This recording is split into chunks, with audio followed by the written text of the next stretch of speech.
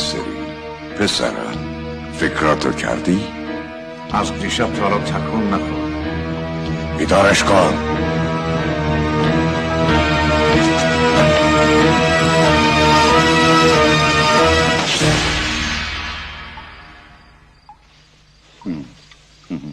برم کنیم بابا، چی میخونه جونم بر مردم از لعنت. هیچی؟ یک کاغذ ساده. چند بار بگم نمیدونم کجاست. نمیدونی؟ کیسه بکسش کنی. خیلی خوب باشه، میگم نوکرت هم هستم. تو خیلی خوب، بگو کجاست.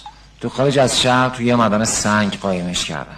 داره مثل یه سگ دروغ میگه. آقای ناصری، شما در موقعیت خطرناکی قرار گرفتین. اگه جای نقشه رو به ما دروغ گفته باشین، با زندگی خودتون، همسرتون و تنها دخترتون بازی کردین. خب اگه باور نمیکنه میتونین همراهم بیاین تا بهتون ثابت بشه. ضمناً در صورت خیانت از چنگ عوامل ما نمیتونین فرار کنین.